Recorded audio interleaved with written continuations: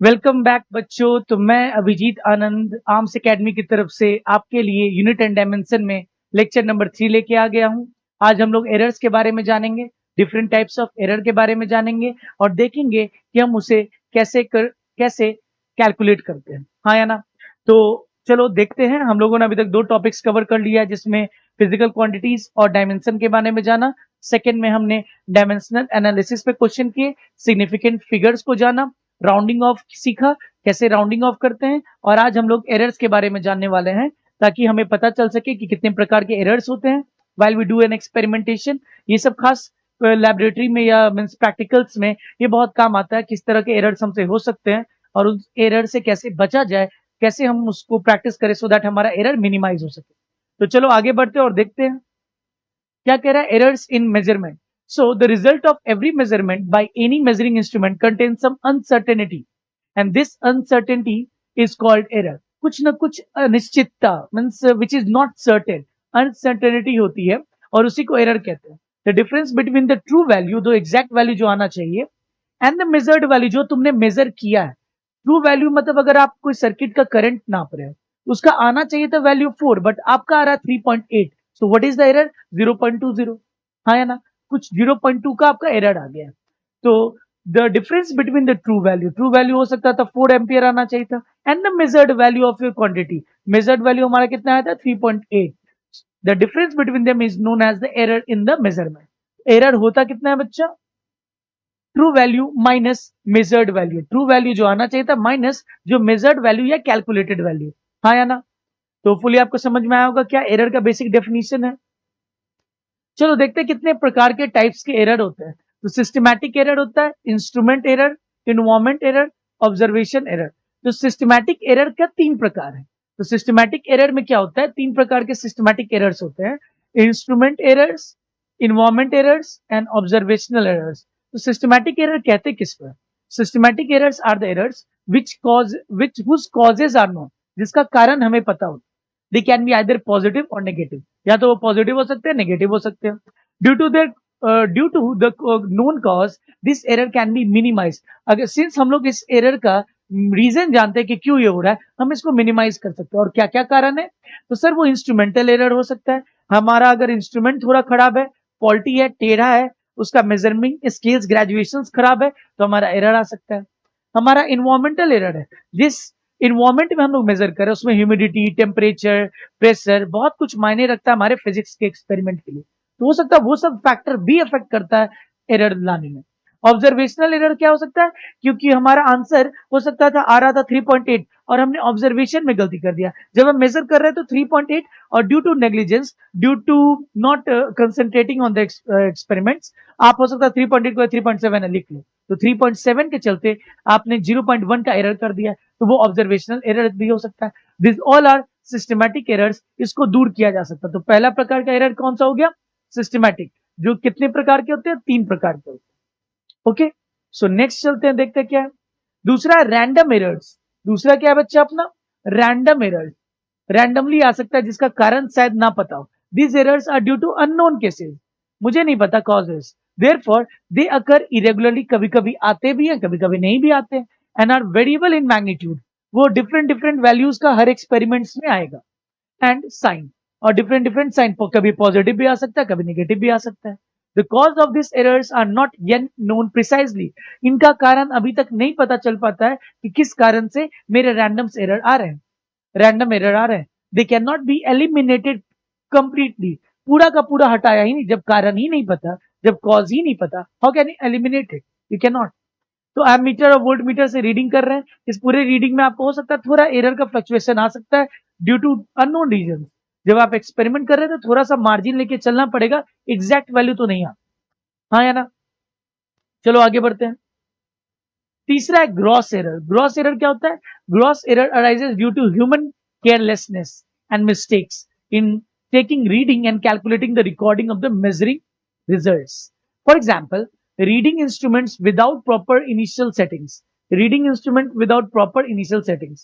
Taking the observation, wrongly without taking any necessary precautions, committing mistakes in recording the observation। ये सब प्रकार के gross errors हो सकते हैं, ये सब ह्यूमन एरर है जिसको आप दूर भी कर सकते हैं अगर आप proper calculation, proper graduation, proper knowledge of the instrument सब कुछ के साथ आप करें, इनको दूर किया जा सकता है। This error can be minimise by increasing the sincerity. आप ज्यादा सिंसियर हो जाओ, केयरफुल हो जाओ और अलर्टनेस से आप इस ग्रॉस एरर्स को दूर कर सकते हो। ये बहुत ज्यादा इंपॉर्टेंट नहीं है क्योंकि ये आदमी के चलते होता है और आदमी इसको दूर कर सकता है, पर्सन टू पर्सन वैरी करता है।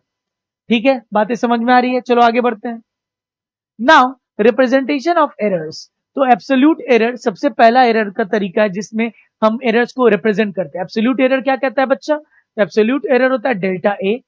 इसको डेल्टा ए मतलब change in the value of A. So the difference between the true value and the individual measured value of the quantity is called absolute error of the measurement। क्या board है? The difference between the true value, अभी just example दिया कि आपको experiment कर रहे हैं जिसमें करंट का वैल्यू 4 एम्पियर आना चाहिए था, बट जब आपने एक्सपेरिमेंट किया वो 3.8 आ गया, 3.9 आ गया, तो आपका एरर क्या आ जाएगा सर? 0.1 और 0.2 based on the data which we are getting. तो उसको हम लोग एब्सोल्यूट एरर कहते हैं। एब्सोल्यूट एरर होता क्या है सर? तो true error minus measured value is absolute error. True error कितना आना, ट्रू वैल्यू कितना आना चाहिए था? 4 एम्पियर। आ कितना रहा है? 3.8, 3.85, 3.88, 3.93 ऐसा वैल्यूज आ रहा है। तो if true value of A quantity अगर नहीं दिया हुआ, हालांकि मैंने मेरे केस में ट्रू वैल्यू आपको 4 एम्पियर लेने बोला है। अगर ट्रू वैल्यू मान लीजिए कोई एक्सपेरिमेंट का मुझे नहीं पता तो कैसे लूंगा? तो ट्रू वैल्यू अगर नहीं पता तो आपको जो भी 5 बार आपने एक एक्सपेरिमेंट को किया है, कोई भी एक्सपेरिमेंट को हम लोग एक बार रीडिंग नहीं लेते। आप अगर आगे जाओगे, मैंने इंजीनियरिंग किया है तो जब हम लोग लेबोरेटरी करते थे, प्रैक्टिकल्स करते थे, तो कोई भी एक्सपेरिमेंट करते थे उसके 3 या 4 रीडिंग निकालते थे। क्यों? क्योंकि आपके जो एग्जामिनर्स है वो जानते हैं कि पहला बार में बच्चा का रीडिंग कुछ आएगा, सेकेंड बार में रीडिंग करेगा तो कुछ और आएगा, थर्ड बार में रीडिंग करेगा तो कुछ और आएगा। तो आपको लेना क्या है वैल्यू? तो तीनों का मिला के एवरेज आउट लिया जाता था, एवरेज नंबर लिया जाता था। तो the true value of the quantity is not given, then mean of all the measured values is taken. तो सारे का मीन ले लिया जाता है और वही ट्रू वैल्यू माना जाता है। तो आपने कुछ नहीं किया, उसका एवरेज ले लिया है। सारे एजेस को, ए आई को मेजर कर लिया, I1 से लेके एन तक लेके डिवाइड कर दिया। A1 plus A2 plus A3 plus A4 plus A5, 5 बार आपने रीडिंग लिया, divided by number of observation, by 5 से डिवाइड कर दिया। इसको हम लोग क्या कहते हैं बच्चा? इसको हम लोग कहते हैं एब्सोल्यूट एरर, पूरा का पूरा एब्सोल्यूट एरर। चलिए नेक्स्ट क्या है देखते हैं। अब आता है मीन एब्सोल्यूट एरर। मीन नाम में साफ साफ लिखा हुआ है। Second is mean absolute error, mean of the absolute error. अगर मान लो मैंने 5 बार एक्सपेरिमेंट किए, मेरी ट्रू वैल्यू कितनी आनी चाहिए थी? मान लीजिए मैं आपको पहले ही बता देता हूँ, ट्रू वैल्यू मेरी आनी चाहिए था 4 एम्पियर, और मैंने 5 बार एक्सपेरिमेंटेशन किया और 5 बार मेरी वैल्यूज आ रही है 3.88, 3.94, 3.75, 3.78, 3.86। हर बार में कुछ एरर आ रहा है, एब्सोल्यूट एरर। 4 माइनस इतना, 4 माइनस इतना, जो वैल्यूज आ रहे हैं दैट आर एब्सोल्यूट एरर। सारे एब्सोल्यूट एरर को मैं लूं, उनको ऐड कर दूं, उनको डिवाइड कर दूं by the number of observation, that is mean of the absolute errors, mean of the absolute errors. So simple, इसको हम लोग करके भी बताऊंगा, ऐसा नहीं कि सिर्फ बोल के बताऊंगा, करके भी बताऊंगा आपको।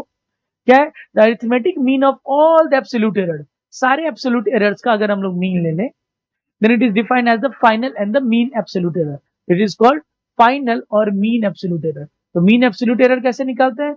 Summation of all the errors A1, A2, A3, A3 delta of all the errors, और उसका मॉड लेना है बच्चा, उसका नेगेटिव नहीं लेना है, उसका मॉड लेना है। सारे को ऐड करके डिवाइडेड बाई n। हाँ या ना?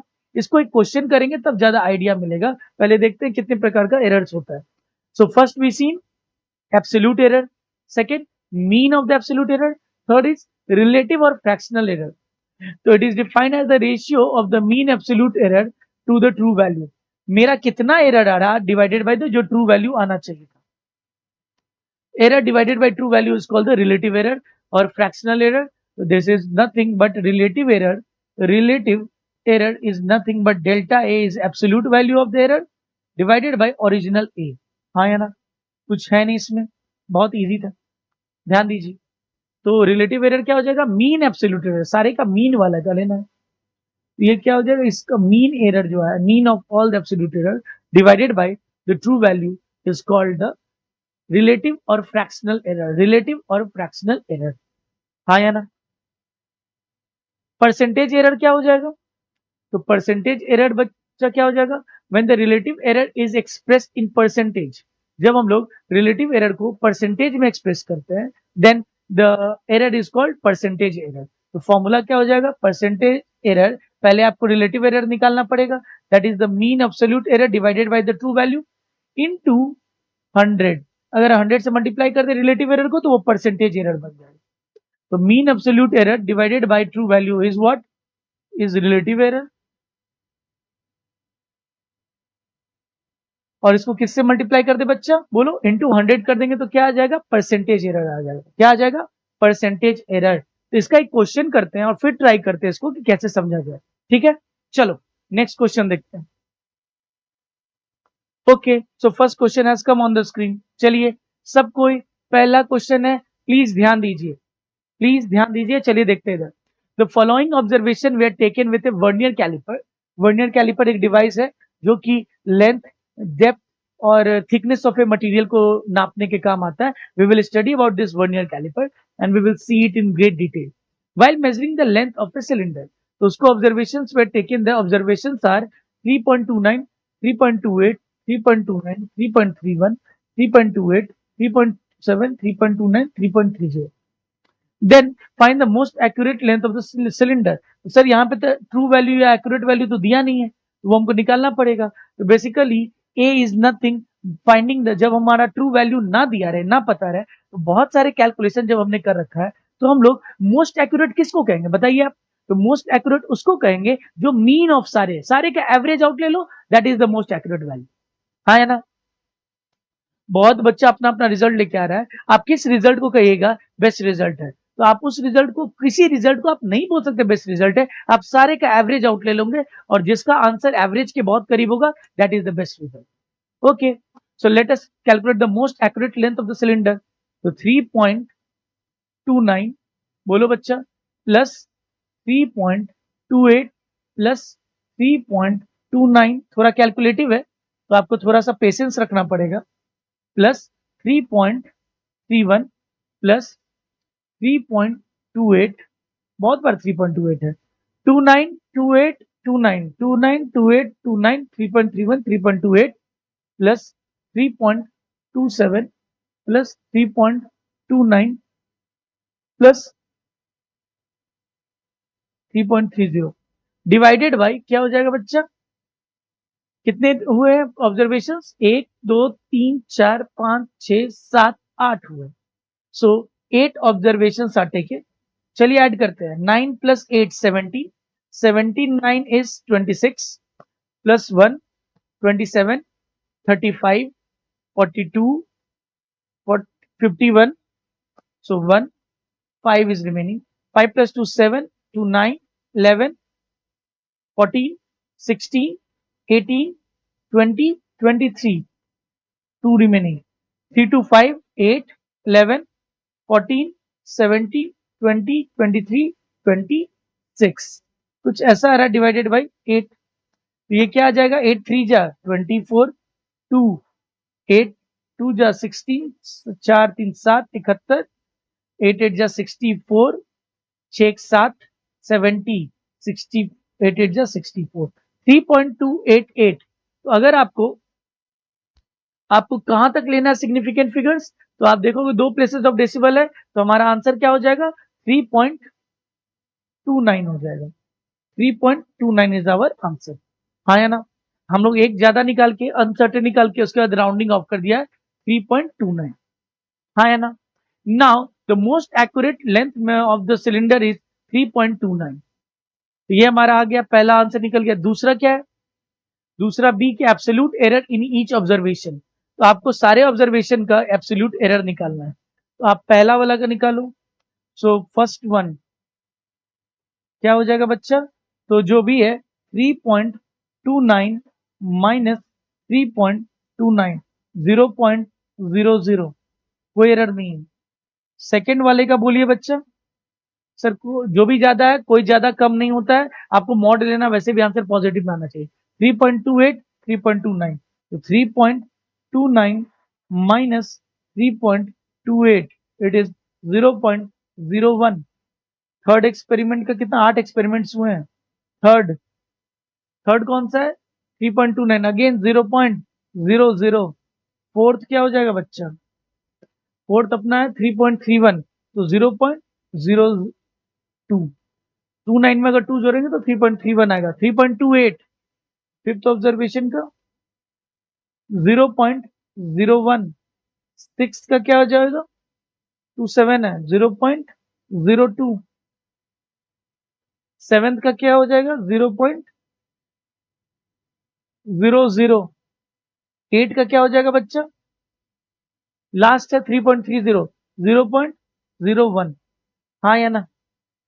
फिफ्थ वाला कौन सा था, this is first, second, third, fourth, fifth, six, seven, eight, मिला लीजिए तो एट का 29 से 0.01, सेवेंथ का 0.6 का 2 का मैं 0.02, 0.01, 0.02 होना चाहिए, 0.00 होना चाहिए थर्ड का, 0.01 होना चाहिए, 0.00। Yes exactly correct. तो सारे का एब्सोल्यूट एरर्स निकल गया है। तीसरा, एब्सोल्यूट एरर निकालने के बाद मीन ऑफ एब्सोल्यूट एरर, तो सारे को ऐड करके डिवाइडेड बाय 8 कर दीजिए। तो सारे को ऐड करके थर्ड का आंसर कहां लिखूं, तो चलिए थर्ड का आंसर मैं यहां लिखता हूं। थर्ड का क्या हो जाएगा बोलो बच्चा, थर्ड या सी का, सी का, सी इज नथिंग बट आपको सारे का ऐड करके लिखना है, mean absolute error, mean of absolute errors, mean absolute error. So what it will be, आप सबको ऐड करो, 0.01, 0.01, 0.03, 0.04, 0.06, 0.07, 0.07 divided by 8, 0.0070, 8 जा 64, 6 7 जा 56, 5, तो ये कितना जा रहा है 0.00875। आपको कितने तक चाहिए, 2 प्लेसेस ऑफ डेसिमल तक की चाहिए, तो क्या आ जाएगा 0.01 आ जाएगा। This is the mean absolute error. निकाल लिया हमने mean absolute error. Now relative error, तो रिलेटिव एरर कितना आ जाएगा बच्चा, रिलेटिव एरर होता है mean absolute error, absolute error का mean divided by true value. तो ये आया 0.01 डिवाइडेड बाय ट्रू वैल्यू, अगर दिया नहीं था तो हम लोग सारे का मीन को ही ट्रू वैल्यू बोल देते, तो 3.29, 3.29, this is the answer. So this is also relative error is also done. Now what they are percentage error, तो percentage error क्या हो जाएगा बच्चा, sir percentage error is equal to relative error into 100, क्या हो जाएगा बोलो बच्चा, 0.01 by 3.29 into 100, यही हो जाएगा अपना आंसर। हाँ या ना, this is the final answer. इस यही पूरा तरीका था, express the answer in terms of absolute and relative error, express the result in terms of absolute error and percentage error. तो आपने सारे को दिखा दिया, सारे चीजों को आपने निकाल लिया। चलो आगे बढ़ते हैं। नाउ थोड़ा सा लीस्ट काउंट को समझते हैं, उसके बाद ट्राई करते हैं इस क्वेश्चन का आंसर देने का। क्या ये बोला जरा देखिएगा, तो least count error, this is related to the resolution of, this is least count error, this is related to the resolution of the measuring instrument. क्या रेजोल्यूशन है मेजरिंग इंस्ट्रूमेंट का, तो मेजरिंग इंस्ट्रूमेंट का आप ध्यान दो, सेंटीमीटर्स में दिया हुआ है, सेंटीमीटर 0 1 2, ये 1 सेंटीमीटर, 2 सेंटीमीटर, 3 4 से लेके 15 सेंटीमीटर तक।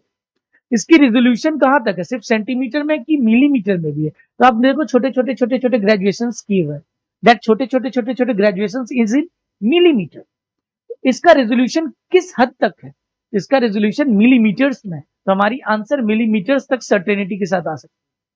सो if the instrument has no least count, इसकी लीस्ट काउंट कहां कितना तक है, तो 0.01 मीटर, 0.001 मीटर तक है, यानी मिलीमीटर्स में। If the instrument has no least count then the absolute error is taken to be equal to the least count unless otherwise stated.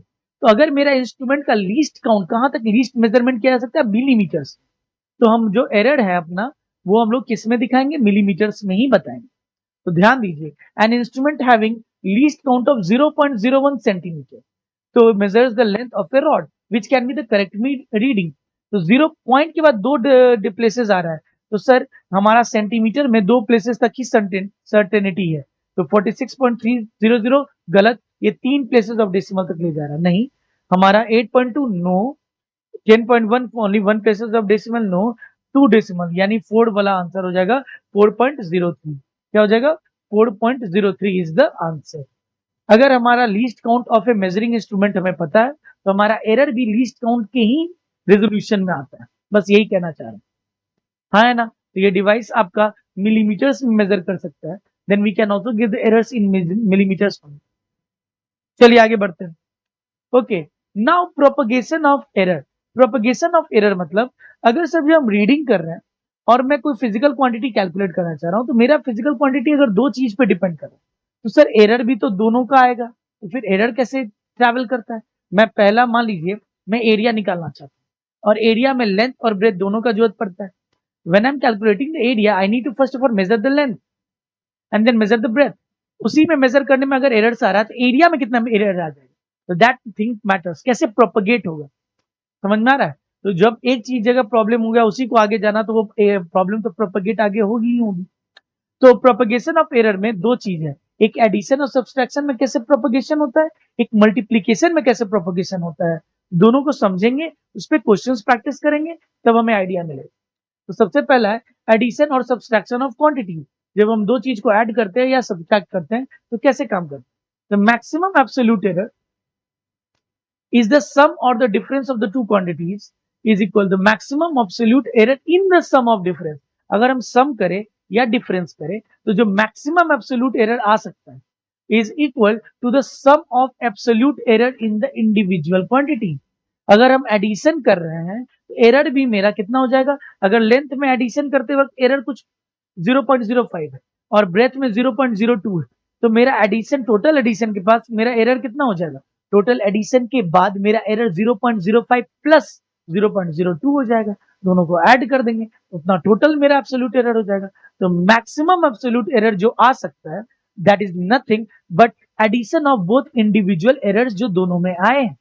Sir subtraction में एरर को क्या घटा देंगे, नो एक चीज हमेशा याद रखिएगा, एरर्स आर ऑलवेज एडेड। ये क्रक्स लाइन है। क्रक्स लाइन क्या बोलता है, आप भी रेड पेन से लिख लीजिए क्रक्स लाइन को।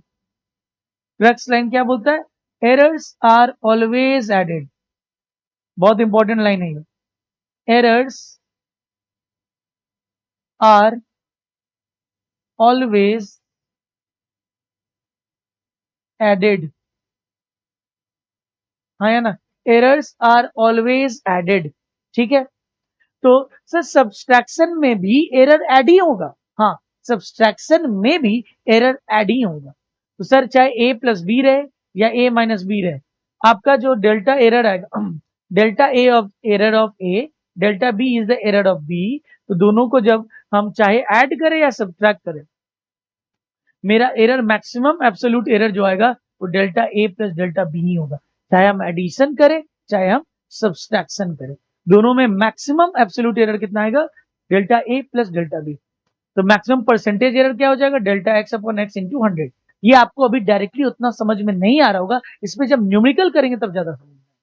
The result will be written as x plus delta x in terms of absolute error, x plus minus delta x by x into 100 in terms of the percentage error।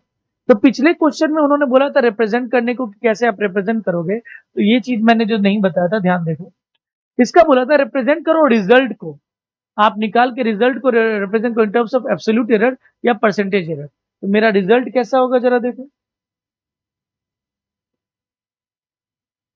Result को आप कहां पे represent करोगे, तो result हो जाएगा, ध्यान से देखो, मेरा reading, result of reading is equal to final reading, इसका हम एवरेज आउट क्या ले लेंगे, 3.29 is my final reading plus minus absolute error मेरा कितना आ रहा है, एब्सोल्यूट एरर मेरा कितना आ रहा है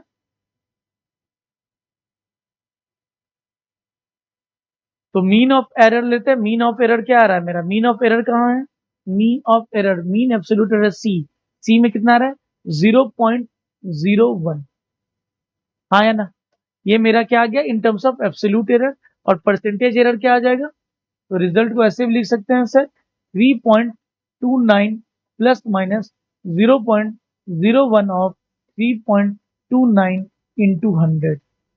ये भी किया जा सकता है। ये परसेंटेज एरर हो, ये परसेंटेज रिप्रेजेंटेशन हो गया, ये एब्सोल्यूट एरर के तौर पे रिप्रेजेंटेशन हो गया। हाँ या ना? चलो आगे बढ़ते हैं। यही आपका पूछ रहा था, कितना करते हैं? x plus delta in terms of absolute error. तो मीन एब्सोल्यूट एरर हमने लिया था, क्योंकि एब्सोल्यूट एरर सारे का जो है डिफरेंट डिफरेंट है, तो मीन एब्सोल्यूट एरर नहीं लेना पड़ेगा। हाँ या ना? चलो देखते हैं और क्वेश्चंस करते हैं इस पे, अगर मिलता है तो। पहले रूल देख लेते हैं, फिर क्वेश्चन करेंगे। नेक्स्ट है एडिशन और सब्ट्रैक्शन में हमने देख लिया। हम लोग मल्टीप्लीकेशन एंड डिवीजन में देखते हैं कि क्या होता है।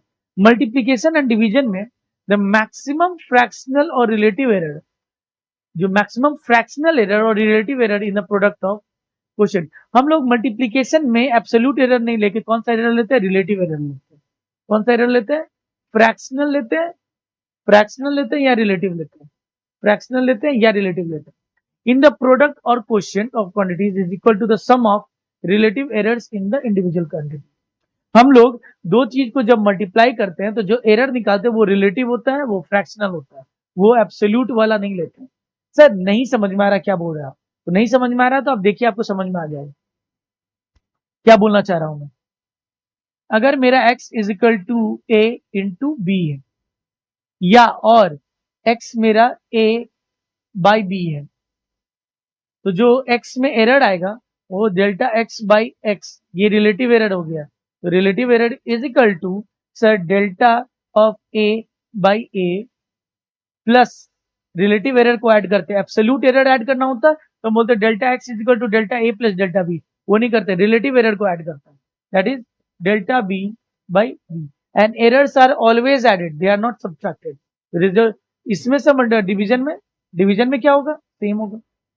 उसमें भी ऐड ही करेंगे, हाँ ऐड ही करेंगे। Delta a by a, sir minus होना चाहिए ना, b का power -1, no, always added delta b by, क्योंकि ये एरर है, errors are always added. Sir अभी भी समझ में नहीं आ रहा है, एक क्वेश्चन कराइए तो मजा आएगा। तो क्वेश्चन आपको आगे कराया जाएगा, डोंट वरी। अभी बस ये समझा रहे हैं, ध्यान से देखिए, and then we will do some questions so that आपको कंसेप्ट समझ में आए। चलो, अगर ये आपने लिख लिया तो आगे देखते हैं। Wait a minute, let me drink water.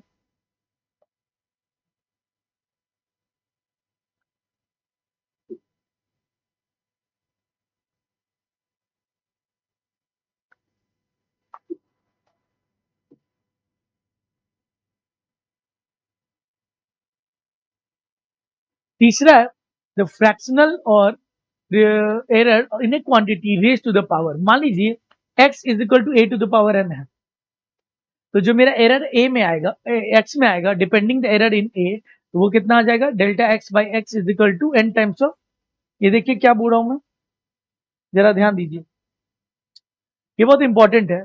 अगर x मेरा a to the power n है, a में कुछ एरर है, x में कितना आएगा? डेल्टा x अपॉन x जो होता है वो n times of delta a upon a, power पहले आ जाता है। ये सब फॉर्मूला समझ के रखिए, क्योंकि आगे आने वाले न्यूमेरिकल्स में बहुत काम आएगा। अगर x is a to the power p, b to the power q, c to the power r, तो सेकेंड केस में देखो डेल्टा x बाई एक्स कितना हो जाएगा? पावर पहले, p पहले, delta a by a, q पहले, b बाई b, और एरर्स आर ऑलवेज एडेड, तो आप देख सकते हो। हाँ या ना? सर डिवीजन में रहेगा तब भी प्लस होगा, डिवीजन में रहेगा तब भी प्लस होगा। थर्ड वाले का देखो, delta x by x is equal to, power पहले आ जाएगा p, delta a of a plus what will happen बोलो, q times of delta b upon b plus बोलो r times of delta c upon. हाँ या ना? Hopefully आपको समझ में आ रहा है। चलो आगे बढ़ते हैं, देखते हैं कुछ numerical, so that in question पे हम न्यूमेरिकल करके प्रैक्टिस करके समझ पाए। देखते हैं क्या है। सो पहला क्वेश्चन हमारा आ गया है, चलो उसको ट्राई करते हैं। पहला क्वेश्चन हमारा आ गया है, क्या बोल रहा है? The initial and the final temperature of the water recorded by an observer are इतना एंड इतना. Calculate the rise in the temperature. तो टेम्परेचर इनिशियल दिया हुआ है बच्चा, कितना है बोलो? 40.6 plus minus 0.2 degree Celsius. Sir ये ट्रू वैल्यू है, ये एरर है. ये ट्रू वैल्यू है, ये एब्सोल्यूट एरर है दिया हुआ है. ठीक है, this is absolute error. Absolute error. हाँ या ना? सर टेम्परेचर फाइनल कितना दिया हुआ है बताइए? तो टेम्परेचर फाइनल अपना 78.3 प्लस माइनस 0.3 डिग्री सेल्सियस. तब ये कितना हो जाएगा बच्चा? ये भी क्या है? एब्सोल्यूट एरर है.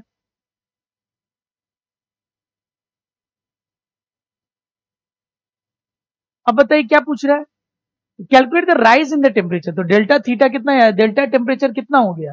तो delta T is equal to T final minus T initial. कोई भी चीज का डेल्टा, तो यही मैंने सिखाया शुरू से, delta of anything is equal to final minus initial, nothing else. तो बोलो क्या हो जाएगा? सर फाइनल कितना है? इन दोनों को अगर माइनस करेंगे तो आप साइड में कैलकुलेशन कर लिया करो. सर 78.3 में से 40.6 अगर घटाएंगे कितना हो जाएगा बच्चा? 13 में से 6 गया 7, 7 का 7, ओके, और ये 3. तो this will come as 37.7 plus minus. Sir हम लोग सब्ट्रैक्ट भी कर रहे हैं तो एरर को हमेशा क्या करते हैं? ऐड करते हैं. तो 0.3 प्लस 0.2, सर ये 0.5. इजी पीजी, महा easy peasy. This is our final representation. बोल समझ में आया कि नहीं आया? सर एरर्स को आपने सिंपली ऐड कर दिया. तो जब हम एडिशन करते हैं या सब्ट्रैक्शन करते हैं, जो भी एब्सोल्यूट वैल्यू दिया रहता है, simply add the absolute errors, we will get the answer. हाँ या ना? अगर ये आपको समझ में आ गया है तो आगे बढ़ते हैं. चलो दूसरा क्वेश्चन मेरे पास आ गया है. दूसरा क्वेश्चन मेरे पास आ गया है. चलो इस क्वेश्चन को ट्राई करते. क्या बोर्ड है ये? सर ए का वैल्यू दिया हुआ, बी का वैल्यू दिया हुआ, एक्स हमारा ए प्लस बी है, वाई हमारा ए माइनस बी है, जेड भी दिया हुआ, that is product of a and b. Then the correct order of percentage error in x y z. आपको एक्स निकालना है, वाई निकालना है, जेड निकालना है, और जेड तीनों का आपको परसेंटेज एरर कैलकुलेट करके उनको देखना कि किसका ज्यादा किसका कम. चलो स्टार्ट करते वन बाई वन. तो हमारा एक्स क्या है बच्चा? ए प्लस बी है. तो बोलो क्या करेंगे? तो सिंपल एडिशन है. सिंपल एडिशन में sir 8 plus 6 14 plus minus errors को ऐड करेंगे. तो सिंपली ऐड करने बोला, इसमें तो ऐड ही करेंगे. 0.08 तो 0.14 ना, 0.08 plus 0.06 0.14, easy PG. Okay, x हमारा निकल गया. अगर हम वाई निकालना चाहे तो बच्चा क्या आ जाएगा? ए माइनस बी है. तो क्या लिखे बोलो? सर 8 में से 6 जाएगा तो 2 हो जाएगा, प्लस माइनस. सर सब्ट्रैक्शन में एरर को क्या करते हैं? एरर को भी ऐड ही करते हैं, सब्ट्रैक्ट नहीं करते हैं. तो 0.06 में से ऐड करिए तो 0.14 हो जाएगा, इजी पीजी. सर अभी भी ऐड होगा? बिल्कुल अभी भी ऐड होगा. सर जेड क्या हो जाएगा? जेड देखिए, ध्यान दीजिए. Sir z is equal to A into b. तो सर जेड में हम ए इंटू बी करेंगे तो 8 इंटू 6 48 तो हो जाएगा, बट प्लस माइनस मेरा जो ये ध्यान से देखो, फॉर्मूला पहले लिख देते हैं. ए इंटू बी बोल रहा है. तो सर 8 6 जा बोलिए 48 प्लस माइनस. यहां हम लोग सिंपली 0.08 और 0.06 को मल्टीप्लाई नहीं कर सकते बच्चा. हम लोग रिलेटिव एरर को ऐड करके लिखते हैं. We have to see, check, calculate relative error. तो रिलेटिव एरर कैसे कैलकुलेट होगा बच्चा? बोलिए बोलिए. रिलेटिव एरर मैं कैलकुलेट करता हूं. तो हम लोग रिलेटिव एरर कैलकुलेट कर रहे हैं, दैट इज राइट साइड में कर रहे हैं. देखो तो delta Z upon Z is equal to delta A upon A. Z ही निकालना है ना, तो delta plus delta B upon B. बोलो क्या हो जाएगा sir? Implies delta Z upon Z. Delta A मतलब एरर कितना था? 0.08. 0.08 डिवाइडेड बाई 8 प्लस 0.06 होगा डिवाइडेड बाई 6. तो डेल्टा जेड हमारा क्या आ गया, एरर इन जेड क्या आ जाएगा बोलो सर, 1/100 प्लस 1, अरे प्लस 1/100 टाइम्स ऑफ जेड, कितना हो जाएगा सर, 2/100 ऑफ जेड का वैल्यू कितना है, जेड की वैल्यू कितनी है, जेड की वैल्यू 48 है, 48 कितना हो जाएगा 0.96 हो जाएगा, यहाँ पे हमारा आ गया 0.96। ये कहाँ से आया, तो ये यहाँ से आया, हाँ या ना। इसीलिए जब मल्टीप्लीकेशन करते हैं उस समय रिलेटिव एरर मैटर करता है, उस समय आपका normal addition absolute error matter नहीं करता है। Now for each case you have to understand the percentage errors. चलो परसेंटेज एरर देखो तो सर 14.14/14 इंटू 100 करना है, तो कितना आ जाएगा 1% आ जाएगा। बातें समझ में आ रही है, एक्स का सर इसका कितना हो जाएगा 0.14/2 इंटू 100 कर दे तो ये 7% आ जाएगा बच्चे। और ये कितना हो जाएगा sir, percentage error, percentage error कितना हो जाएगा सर 0.9696 इंटू 100 डिवाइडेड बाई 48 करेंगे तो कितना आ जाएगा 2% आ जाएगा क्या, 2% आ जाएगा क्या, बिल्कुल 2% आ जाएगा। तो परसेंटेज एरर को आप करेक्ट ऑर्डर में बताइए, किसका परसेंटेज एरर सबसे ज्यादा है, तो y का percentage error is greater than z is greater than x, हाँ या ना। इजी पीजी, बातें समझ में आ रही है, होपफुली बातें समझ में आ रही होगी। नेक्स्ट क्वेश्चन देखते हैं। ओके, नेक्स्ट क्वेश्चन क्या बोल रहा तीसरा, the sides of a cube are given, the volume and the surface area of the cube are, तो वॉल्यूम और सरफेस एरिया का बात कर रहा है। तो सबसे पहले आपको बताना होगा साइड क्या दिया हुआ बच्चा 2.00 plus minus 0.01, this is what delta, this is absolute error, this is a true value plus minus delta error. The volume क्या होता है, तो volume is equal to a cube होता है। तो आपको क्या वॉल्यूम का रिप्रेजेंटेशन बताना क्या होगा, तो सर वॉल्यूम का रिप्रेजेंटेशन के लिए हमको ट्रू वैल्यू भी लिखना है और एरर भी लिखना है। तो हम यहाँ पे बोल सकते हैं क्या delta we by V is nothing but 3 times of delta A upon A, हाँ या ना। तो अगर मैं डेल्टा वी निकालना चाहूँ तो पहले तो वॉल्यूम निकाल देता हूँ, वॉल्यूम का वैल्यू क्या हो जाएगा, volume is equal to A into A into A, कितना आ रहा है 2 इंटू 8 आ रहा है। तो सर एरर कितना हो जाएगा, delta V is equal to sir 3 times of delta A, कितना अपना 0.01 है, by original value of A कितना है 2 है, इनटू आप अगर देखो डेल्टा वी से मल्टीप्लाई करना पड़ेगा इनटू वी, हाँ या ना। मैंने v को उधर मल्टीप्लाई कर दिया, क्या हो जाएगा सर, तो 3/2 टाइम्स ऑफ 1/100 इंटू वी की वैल्यू कितनी आ रही है 8, 2 4 जा, तो 12 डिवाइडेड बाई 100 is 0.12, हाँ है ना। So I can write the two representation of volume as volume is equal to 8 plus minus 0.12, हाँ या ना। बहुत ज्यादा हार्ड नहीं था, आप आराम से वॉल्यूम को लिख सकते हैं। उसी तरीके से सरफेस एरिया क्या हो जाएगा of cube 6 into A square, surface area is equal to 6 into A square. तो डेल्टा सरफेस एरिया क्या हो जाएगा बोलो भाई, surface area is equal to 2 times of delta A by A, हाँ या ना। तो डेल्टा सरफेस एरिया क्या हो जाएगा बच्चा, sir 2 into 0.01 divided by true value of A is 2 into delta A by into surface area.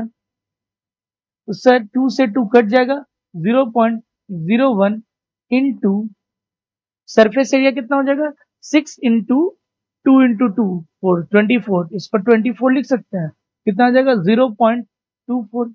So surface area को हम क्या लिख सकते हैं 6 ए स्क्वायर कितना हो जाएगा 2 2 जा 4 तो 24 24 प्लस माइनस 0.2।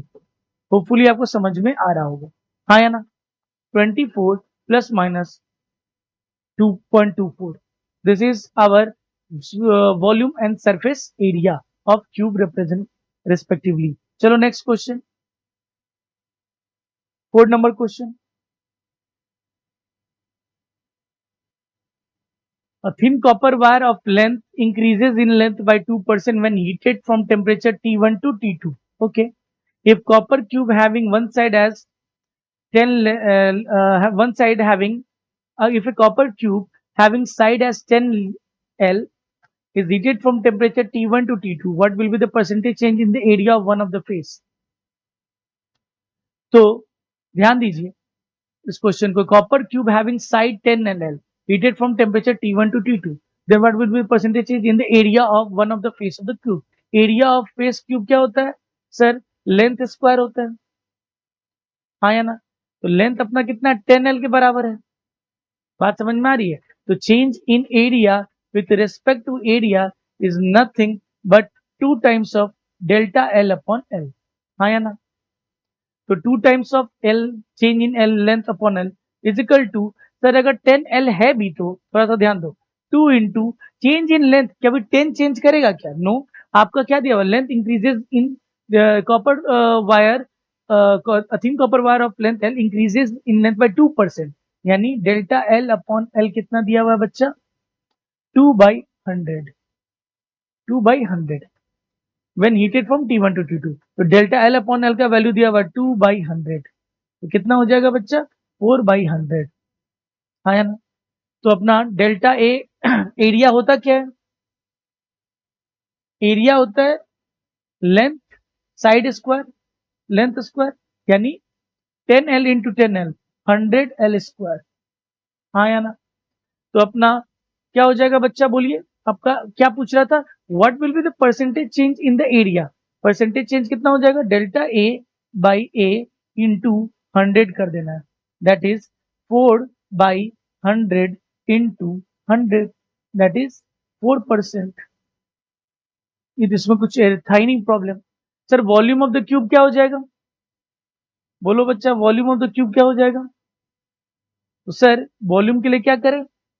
उसी तरीके से सर वॉल्यूम होता है लेंथ इनटू, लेंथ का क्या होता है? क्यूब होता है, implies change in volume with respect to volume is equal to 3 times the change in length by l. तो सर क्या हो जाएगा अपना change in length by l कितना है? 2% है, तो 3 इंटू 2% भी कर सकते हैं, दैट इज 6% डायरेक्टली कर सकते हैं, हाँ या ना। कितना चेंज हो जाएगा वॉल्यूम में? Delta we by v into 100 करेंगे तो 6% का चेंज आ जाएगा। बहुत इजी है, कुछ था नहीं। यहाँ पे कितना आ रहा है? 4%, और यहाँ कितना आ रहा है? 6%। कुछ इसमें हार्ड नहीं था। चलिए आगे बढ़ते हैं, ध्यान से देखते हैं इसको। क्वेश्चन क्या है? Question number 5। Sir if mass and velocity of the particle changes by 2% and 3%, find the percentage change in the kinetic energy. तो sir delta M by M into 100% जो होता है वो कितना दिया हुआ है? 2%। Sir delta we by v into अगर 100% करें तो वो कितना दिया हुआ है? 3%। तो find the percentage change in kinetic energy. Change in kinetic energy, तो सर उसके लिए पहले फॉर्मूला देखना पड़ेगा। काइनेटिक एनर्जी होता कितना है? तो kinetic energy is equal to half m v square. अगर हम बात करें change in kinetic energy with original kinetic energy, क्या हो जाएगा? हाफ तो चेंज होता नहीं, कांस्टेंट है, delta M by m plus errors are always added, errors are not multiplied, always added, 2 times of delta we by v. तो sir अगर percentage change की बात करें, सब चीज को किससे मल्टीप्लाई कर देंगे? 100, इसको भी किससे मल्टीप्लाई कर देंगे? 100, और इसको भी 2 टाइम्स ऑफ जो भी चीज है इंटू 100। तो कितना हो जाएगा सर? इसका वैल्यू निकालना है तो डेल्टा एम बाई एम कितना दिया हुआ? 2%। तो यही में अगर बढ़े तो ये percentage change 2% plus 2 times of ये परसेंटेज चेंज कितना दिया हुआ? 3%। कितना हो जाएगा? 2% plus 6%, that is equal to 8% का चेंज आएगा, हाँ या ना? So the percentage change in kinetic energy is equal to 8% का चेंज आएगा। In whom? In kinetic energy. अगर काइनेटिक एनर्जी की बात करें तो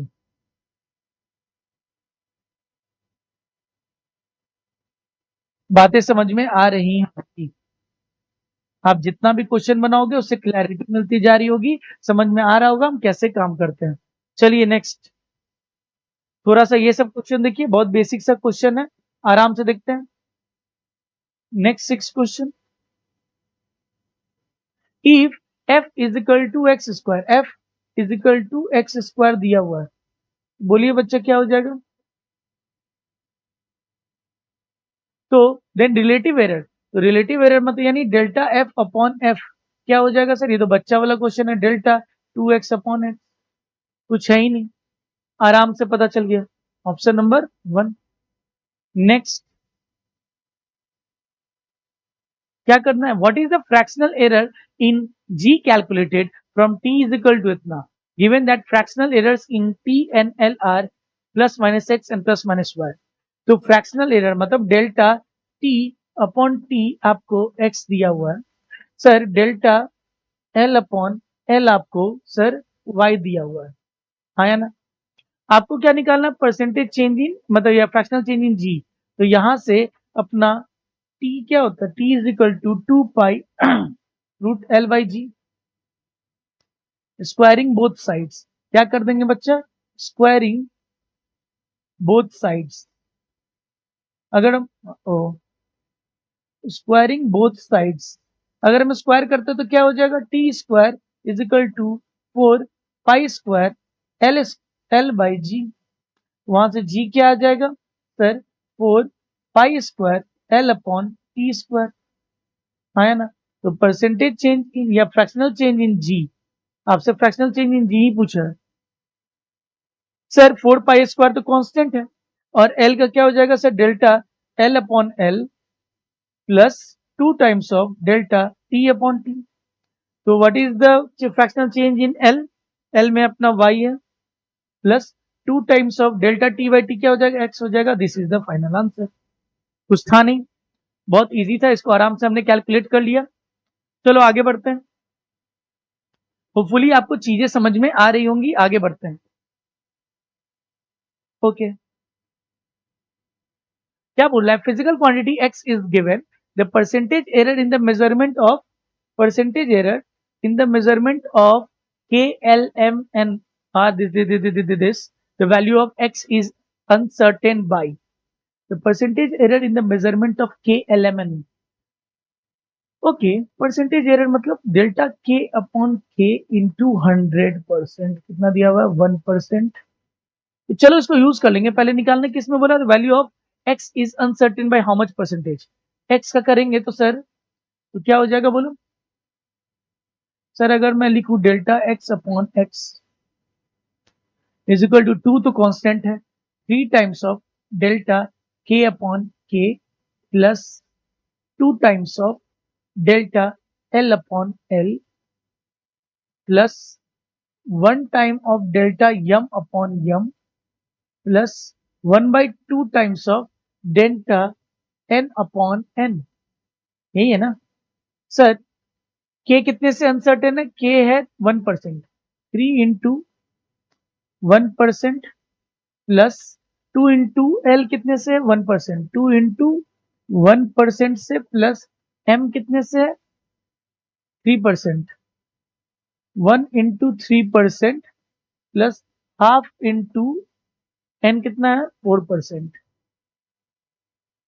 क्या आ जाएगा सर? 3 प्लस 2 प्लस 3 प्लस 2, तो हाउ मच? 3 2 5 5 3 8 प्लस 2, 10% से इसमें अनसर्टेनिटी है। सेकेंड आंसर, हाँ या ना? बातें समझ में आई होंगी। ओके, नेक्स्ट जरा ध्यान दीजिए इसमें। The side of a cube is given, the volume and the surface area of the cubes are. Side दिया हुआ, वॉल्यूम निकालना है और सरफेस एरिया। तो वॉल्यूम क्या होता है सर? ए क्यूब होता है। तो delta v by V is equal to 3 times of delta A by A होता है। तो sir 3 times of delta A कितना है? 0.01 बाई A कितना है? 2 इंटू V हो जाएगा, डेल्टा V। तो 3 बाई 2 इंटू 100 इंटू वॉल्यूम कितना हो जाता है? A cube. A क्यूब करो तो 2 2 जा 4 2 जा 8। सिर्फ इसको लेना है वॉल्यूम के लिए 8। 2 इंटू 4 टाइम्स 4 3 जा 12, 12 डिवाइडेड बाई 100.12। तो अपना क्या हो जाएगा सर? 8 तो होना चाहिए प्लस माइनस 12 होना चाहिए और 0.212। ऑप्शन नंबर ये हो जाएगा। एक बार सरफेस एरिया से भी चेक कर लेते हैं। सरफेस एरिया कितना होता है? 6a²। Delta surface area divided by surface area is equal to 6 times of, बोलो 6 टाइम्स ऑफ 6 छोड़ दो, delta 2 times of delta A upon A. तो डेल्टा सरफेस एरिया कितना हो जाएगा बच्चा? 2 टाइम्स ऑफ डेल्टा ए कितना है अपना? है डेल्टा ए है 0.01 बाई ए कितना है? 2 इंटू सरफेस एरिया। सर ये कितना हो जाएगा? 2 से 2 कैंसिल हो जाएगा, 1/100 इंटू सरफेस एरिया कितना होता है? 6a²। 6 इंटू 2 इंटू 2, 6 4 जो 2 12 24। सर 0.24। तो कितना आ गया डेल्टा है? सरफेस एरिया कितना आ जाएगा सर? 24 प्लस माइनस 0.24 आया ना? देखो 24 प्लस माइनस 214। समझ में आया? मजा आया? आराम से हम निकाल सकते हैं using the relative error concept, fractional error concept and absolute error concept. हाँ या ना? चलिए, दिस इज फॉर टुडे। आज के लिए इतना। और मैंने बहुत सारे क्वेश्चंस प्रैक्टिस कराए। होपफुली आप भी और सारे क्वेश्चंस प्रैक्टिस करोगे और फिर हमें और क्वेश्चन प्रैक्टिस करने के बाद हम vernier calliper and screw gauge पे जाएंगे। उसके बहुत सारे एरर्स के बारे में देखेंगे। How do we use calculation, how do we use it to calculate the measurement of any instrument, और उसको हम सिमुलेशन भी करेंगे और सिमुलेशन करके मैं दिखाऊंगा। तो hopefully till then take care, bye bye, अपना ख्याल रखिए और मन लगा के पढ़िए। चलिए बाय।